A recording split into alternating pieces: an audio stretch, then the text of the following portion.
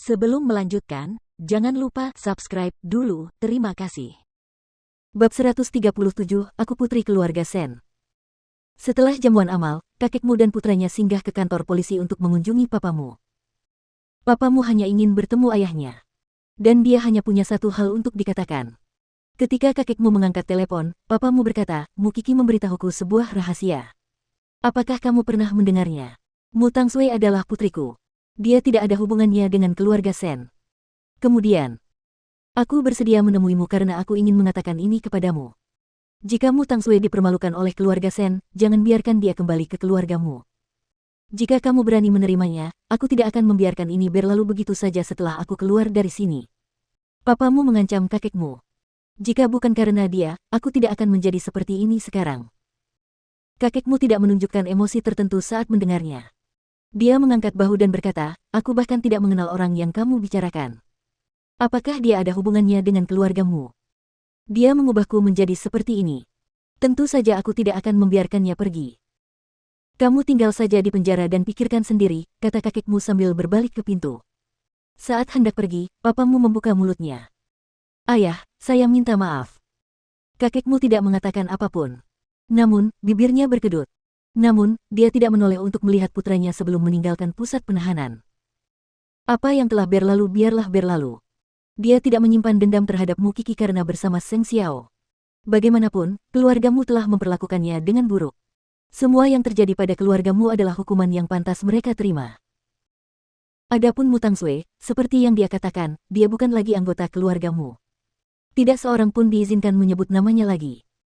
Karena dia bukan seorang Sen, wajar saja jika dia segera diusir dari keluarga Sen. Dan dia, kakekmu, sedang menunggu hari itu tiba. Saat ini, hampir semua orang di dunia tahu bahwa Mu Tangshui bukanlah anggota keluarga Sen. Hanya dia sendiri yang belum mengetahuinya. Sejak kakek Sen mengatakan bahwa dia akan mengungkapkan identitasnya di akhir pekan mendatang, dan dengan bantuan bibi ketiga, dia sekarang bisa makan bersama anggota keluarga lainnya. Namun, tidak ada interaksi di antara mereka. Itu masih merupakan kemajuan yang luar biasa setelah dia mendapat dukungan bibi ketiga. Namun, keluarga Sen masih memandang rendah dirinya dan tidak berbicara dengannya. Dan tentu saja, dia tahu bahwa mereka masih menghibur Rong Junhan. Baru saja, lelaki tua itu dan saudara-saudara itu sedang berdiskusi untuk mengundang kakak tertua ke rumah dan memintamu untuk meminta maaf padanya. Aku sama sekali tidak mengerti saudara-saudara itu. Kamu tidak melakukan kesalahan apapun padanya, mengapa mereka menyuruhmu berlutut di depannya? Ketika bibi ketiga sedang senggang, atau, lebih baik dikatakan seperti ini, bibi ketiga sengaja pergi ke Mu Tangshui untuk memberitahunya berita itu. Terima kasih, bibi ketiga, karena telah memberitahuku hal ini. Aku akan mengatakan hal-hal baik tentangmu di depan kakek saat aku punya kesempatan. Orang-orang dari keluarga kaya selalu melakukan hal-hal yang hanya menguntungkan mereka. Mu Tangshui tahu sejak awal bahwa bibi ketiga bekerja keras untuk menjilatnya karena dia ingin putranya memiliki masa depan yang cerah. Meskipun kakek Sen telah pensiun dari militer, dia masih merupakan orang yang sangat dihormati di bidang itu. Kalau begitu aku akan berterima kasih padamu terlebih dahulu, Suer. Dan kau tidak perlu takut saat wanita itu datang, mengerti? Terima kasih, bibi ketiga. Mereka membuatnya berlutut dan meminta maaf. Sungguh lelucon. Apa salahnya? Dia tidak bisa mengendalikan kelahirannya. Jika dia benar-benar istri Sen Jianchuan, maka dia akan menyerah. Namun masalahnya, Rong Junhan hanyalah tunangannya. Mengapa dia, Sen yang asli, harus meminta maaf kepada orang luar? Itu konyol. Tidak peduli seberapa banyak bantuan yang diberikan Rong Junhan pada orang lain, dia tidak melakukan apapun padanya. Mengapa dia tiba-tiba salah sekarang? Akan sangat bagus jika Mu Qi ada di sini. Mu Qi adalah keset, tentu saja dia akan berlutut dan meminta maaf. Namun, mustahil untuk membuatnya melakukan ini untuknya sekarang. Bagaimanapun, kakek Sen tidak menyetujui usulan itu. Agar adil, Mu Tangshui harus berterima kasih kepada Rong Junhan karena telah merawat Sen Jianchuan selama bertahun-tahun ini.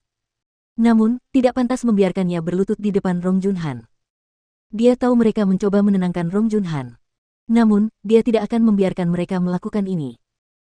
Tak lama kemudian, Rong Junhan tiba di rumah keluarga Sen. Ketika dia melihat Mu Tangshui lagi, dia tak kuasa menahan tangisnya lagi. Hanya ada beberapa orang di rumah itu. Karena semua laki-laki telah pergi bekerja, hanya menantu perempuan yang tersisa. Mereka diperintahkan oleh suami mereka untuk merawat Rong Junhan dengan baik. Ketika kakek Sen masuk ke ruang tamu, dia melihat sekilas ke semua orang dan berkata, "Duduklah, semuanya. Tang Sui, kalian juga duduk.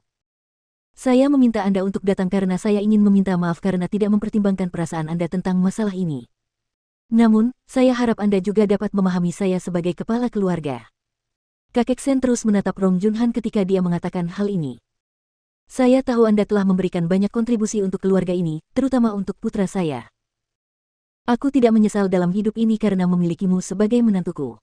Namun, faktanya Jian Chuan memiliki anak.